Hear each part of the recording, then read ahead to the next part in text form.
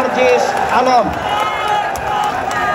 2024 সালের ছাত্র জনতার অভ্যুত্থান পরবর্তী এই নতুন বাংলাদেশে বাংলাদেশ জামায়াত ইসলামী কর্তৃক আয়োজিত আজকের এই জাতীয় সমাবেশে বাংলাদেশের ছাত্র জনতা,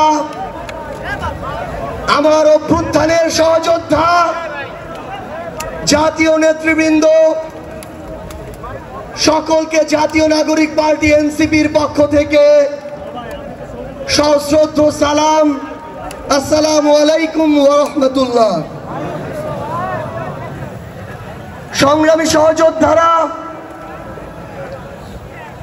অভ্যুত্থানের 1 জুলাই পেরিয়ে আমরা আরেক জুলাই এসে উপস্থিত হয়েছি, কিন্তু বাংলাদেশ থেকে মুজিববাদীদের ষড়যন্ত্র এখনো শেষ হয়নি। গোপালগঞ্জে এখনো মুজিববাদীদের আস্তানা ঘেরে রয়েছে। মুজিববাদীরা এখনো বাংলাদেশের বিভিন্ন জায়গায় সক্রিয় রয়েছে। এই মুজিববাদ একটি আদর্শ, শুধু আইনি ভাবে এই মুজিববাদের মোকাবেলা করা যাবে না। আমাদেরকে অর্থনৈতিক ভাবে, রাজনৈতিক ভাবে, সাংস্কৃতিক ভাবে এই মুজিববাদের কোমর ভেঙে দিতে হবে। আমাদের মধ্যে রাজনৈতিক মতপার্থক্য থাকতে পারে, কিন্তু এই মুজিববাদের প্রশ্নে, এই স্বৈরাচারের প্রশ্নে অভ্যুত্থানের সকল শক্তিকে ঐক্যবদ্ধ থাকতে হবে।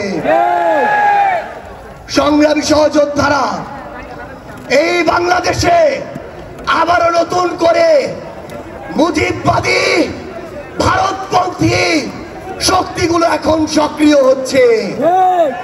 আমাদের মধ্যে মতপার্থক্য থাকতে পারে, কিন্তু এই বাংলাদেশে বাংলাদেশপন্থী ব্যতীত কোন দেশপন্থী, কোন বাদপন্থী, কোন শক্তির আর জায়গা হবে না।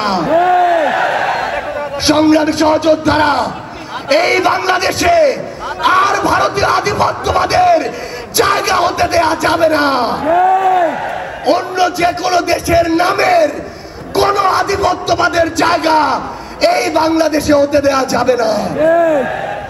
সংগ্রামী সহযোদ্ধারা, হাজারের অধিক ছাত্র জনতা জীবন দিয়েছে। আমার হাজার হাজার সহযোদ্ধা আজকে আমার সামনে রয়েছে। আমাদের একটা আকাঙ্ক্ষা ছিল, গত জুলাইয়ে ওই আগস্টের 5 তারিখে আমাদের যে স্বপ্ন ছিল, আরেক আগস্ট আসতে চলেছে, আমাদের সেই স্বপ্নগুলো পূরণ হয়নি।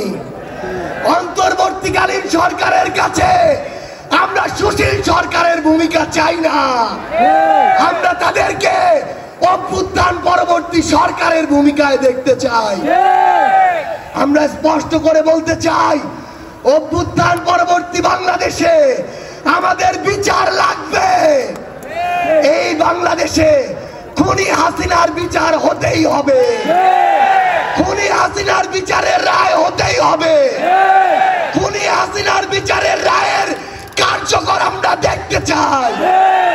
আমরা স্পষ্ট করে বলতে চাই, এই বাংলাদেশে বিচার বিভাগকে কোন দলের বিচার বিভাগ হিসেবে আমরা দেখতে চাই না। আইন শৃঙ্খলা রক্ষাকারী বাহিনীকে ক্ষমতার তোষামত করা বাহিনী হিসাবে আমরা দেখতে চাই না। আমরা স্পষ্ট করে আপনাদেরকে বলি, ৭২-এর মুজিববাদী সংবিধানকে এক পাশে রেখে কোনদিন এই বাংলাদেশপন্থী বাংলাদেশ সম্ভব নয়। আমাদের নতুন সংবিধান লাগবে, আমাদের গণপরিষদ নির্বাচন লাগবে, আমাদের নারীদের অধিকার আমাদের নিশ্চিত করতে হবে, আমাদের সংখ্যালঘু ভাই বোনদের অধিকার আমাদের নিশ্চিত করতে হবে। আমরা 1947 সালের উপনিবেশ বিরোধী যে আকাঙ্ক্ষা, ৭১-এর স্বাধীনতার যে আকাঙ্ক্ষা, 24-এর মুক্তির যে আকাঙ্ক্ষা, সেই আকাঙ্ক্ষাকে ধারণ করে ঐক্যবদ্ধভাবে আমাদের আগামীর বাংলাদেশ গড়তে হবে। আমরা স্পষ্ট করে সর্বশেষ একটি কথা বলে যাই, ফ্যাসিস্ট বিরোধী 24-এর শক্তি আমাদের ঐক্যবদ্ধ থাকতে হবে। তবে ঐক্যবদ্ধ মানে এই নয় যে আমরা কারো অন্ধভাবে দালালি করব। কেউ যদি চাঁদাবাজি করে আমরা সেটা মুখের উপরে বলবো, কেউ যদি সিন্ডিকেট চালায় আমরা সেটাও বলবো, কেউ যদি দখলদারিত্ব করে আমরা সেটাও বলবো। তবে আওয়ামী লীগের প্রশ্নে আমরা ঐক্যবদ্ধভাবে আমাদের লড়াই চালিয়ে যাব। সংগ্রামী সহযোদ্ধারা, রাজনীতিতে প্রতিদ্বন্দ্বিতা থাকবে, প্রতিযোগিতা থাকবে, কিন্তু রাজনীতির যে সৌন্দর্য, এই সৌন্দর্য যেন আমরা ধারণ করি, তাহলেই আগামীর বাংলাদেশ সামনের দিকে এগিয়ে যাবে। রাজনৈতিক প্রতিদ্বন্দ্বিতা যেন ব্যক্তি আক্রমণে কোনোদিন রূপ না নেয়। ইনশাআল্লাহ ফ্যাসিস্ট বিরোধী 24-এর শক্তি ঐক্যবদ্ধভাবে আমরা আগামীর বাংলাদেশ গড়ে তুলব। আপনাদের সাথে আমাদের আবারও দেখা হবে লড়াইয়ের রাজপথে অথবা বিজয়ে। ইনকিলাব জিন্দাবাদ।